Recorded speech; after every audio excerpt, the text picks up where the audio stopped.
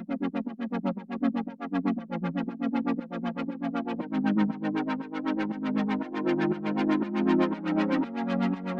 Everyone, मैं हूं कामरान चौधरी और आप देख रहे हैं chemistry with Kamran. Last lecture में हम लोग डिस्कस कर रहे थे general methods of preparations of alkenes को, जिसमें हमने देखा था preparation of alkenes from dehydration of alcohols.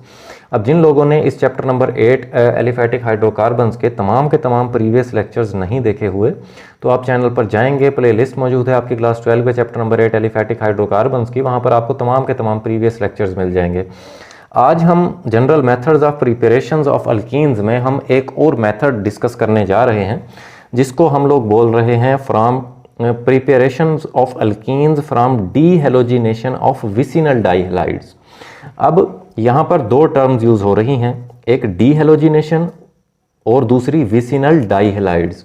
अब हेलोजेंस का आपको पता है कि जो 7th ग्रुप के एलिमेंट्स होते हैं, जिनमें fluorine, chlorine, bromine, iodine, astatine आ जाते हैं, तो इनको हम लोग हेलोजेंस बोलते हैं। अब मैं आपको सबसे पहले ये बता देता हूँ कि डीहेलोजिनेशन क्या होती है। तो सबसे पहले हम लोग डीहेलोजिनेशन को डिफाइन कर लेते हैं। अब डीहेलोजिनेशन को कुछ आप इस तरह से डिफाइन करते हैं कि the chemical reaction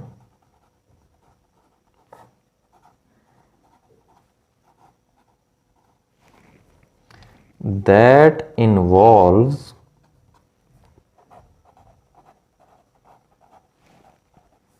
the breaking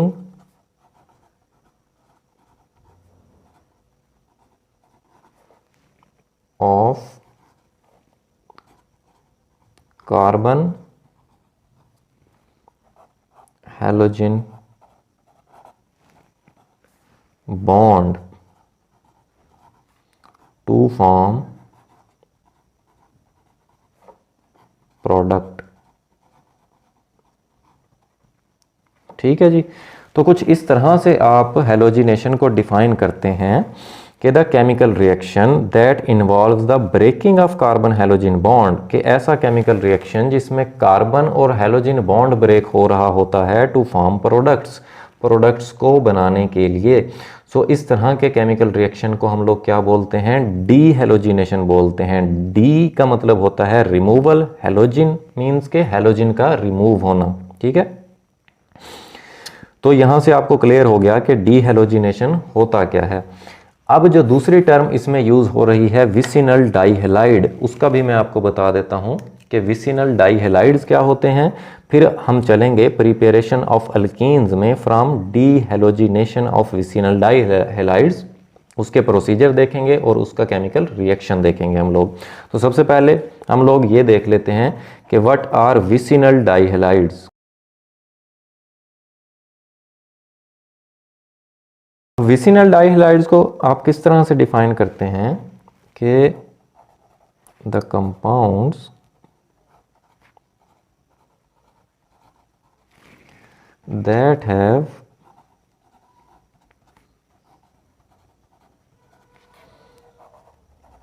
halogens on adjacent carbons. ठीक है जी। वो कंपाउंड्स जिनमें साथ साथ वाले कार्बन्स पर हैलोजेंस अटैच होते हैं, उनको हम लोग बोलते हैं विसिनल डाइहैलाइड्स। मींस के साथ साथ वाले दो कार्बन्स पर क्या अटैच होंगे? दो हैलोजेंस अटैच होंगे। सो ऐसे कंपाउंड्स को हम लोग क्या बोलते हैं? विसिनल डाइहैलाइड्स बोलते हैं। अब हम आ जाते हैं अपने प्रिपरेशन ऑफ अल्कीन्स की तरफ, कि हमने डीहेलोजिनेशन करनी है विसिनल डाइहैलाइड की, और उसकी मदद से हमने क्या प्रिपेयर करनी है? अल्कीन्स प्रिपेयर करनी है।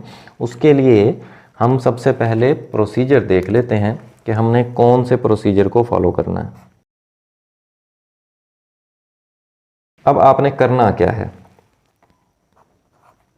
कि डीहेलोजिनेशन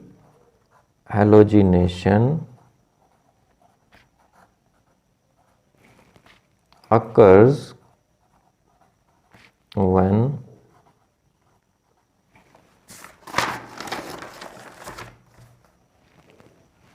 dihalide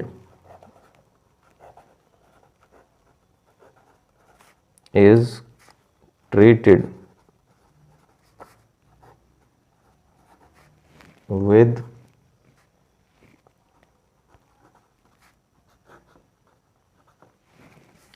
zinc dust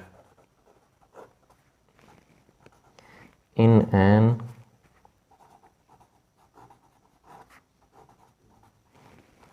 anhydrous solvent like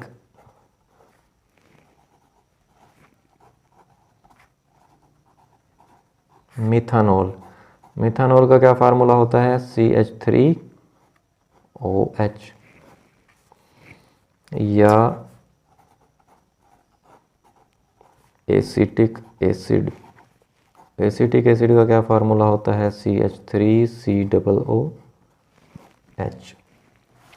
अब देखें करना क्या है, आपने ये करना है कि dehalogenation occurs when dihalide is treated with zinc dust.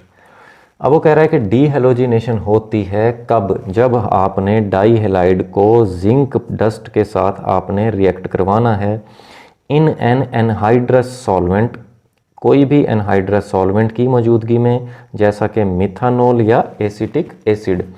अब यहाँ पर भी दो टर्म्स यूज़ हो रही हैं, एक हो रही है जिंक डस्ट। अब ये जो जिंक डस्ट होती है ये क्या होती है? बेसिकली ये होती है powdered form of metallic zinc. Zinc metal की जो पाउडर्ड फॉर्म होती है उसे हम लोग क्या बोलते हैं? जिंक डस्ट बोलते हैं। ठीक है।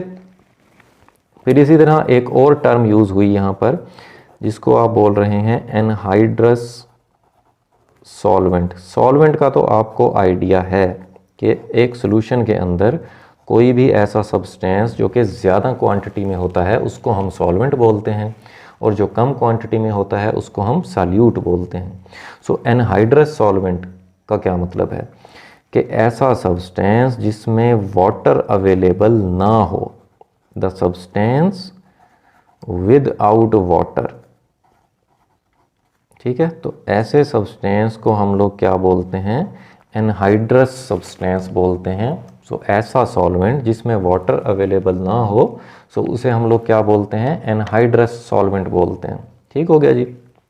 सो ये था प्रोसीजर, ये है प्रोसीजर अल्कीन्स को प्रिपेयर करने का from the डीहेलोजिनेशन of vicinal dihalide.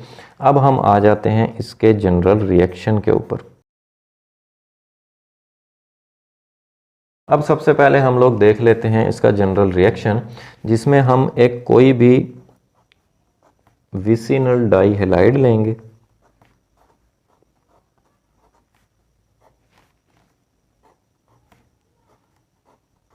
अब यहाँ पर आप देखें कि ये जो दो साथ साथ वाले कार्बन हैं, इन दोनों साथ साथ वाले कार्बन पर मैंने एक एक हैलोजन अटैच कर दिया। सो ये हमारे पास विसिनल डाईहेलाइड हो गया। हमने इसको ट्रीट करवाना है with zinc dust in the presence of methanol या एसिटिक एसिड।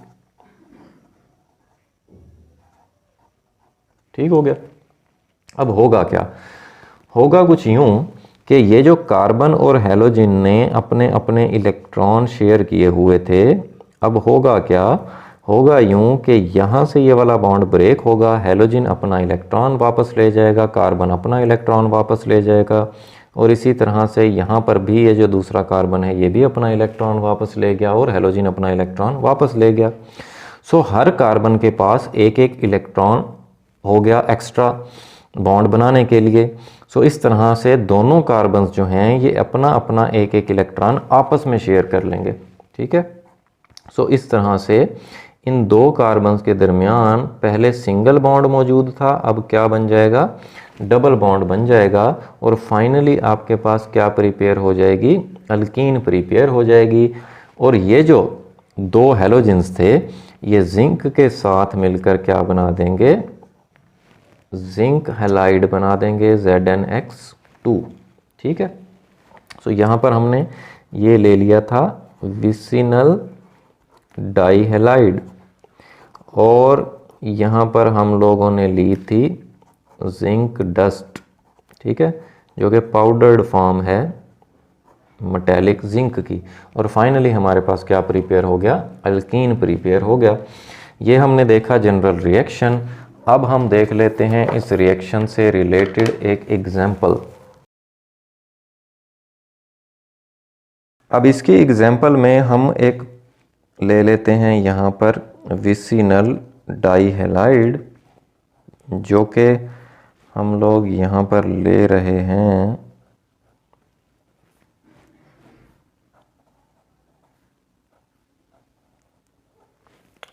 2,3 डाइब्रोमो ब्यूटेन,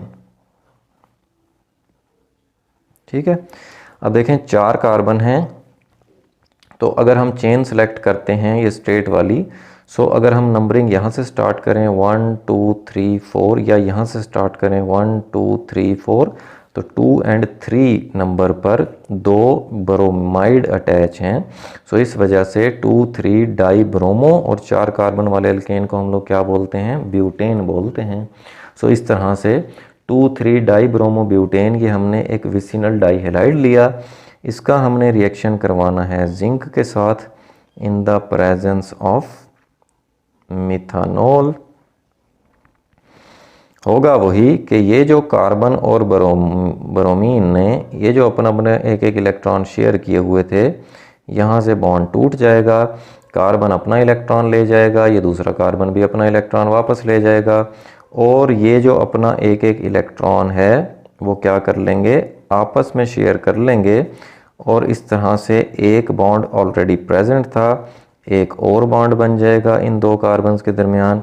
सो इस तरह से फाइनली आपके पास ये क्या प्रिपेयर हो गई, 2 ब्यूटीन प्रिपेयर हो गई, अल्कीन प्रिपेयर हो गई, और जिंक जो है ये 2 ब्रोमाइड आयन जो निकलेंगे उनके साथ मिलकर जिंक ब्रोमाइड बना देगा, ठीक है जी। सो इस तरह से फाइनली आपने क्या कर लिया, विसिनल डाइहेलाइड से अल्कीन्स प्रिपेयर कर ली। होपफुली आपको ये लेक्चर बड़े अच्छे से समझ आ गया होगा। अगर फिर भी आप लोगों का कोई क्वेश्चन होता है देन आप नीचे कमेंट सेक्शन में मुझसे पूछ सकते हैं या मुझे पर्सनल ईमेल भी कर सकते हैं। अगर आपको वीडियो पसंद आई है तो चैनल को सब्सक्राइब जरूर कीजिएगा, वीडियो को लाइक किया करें, शेयर किया करें। Thank you very much.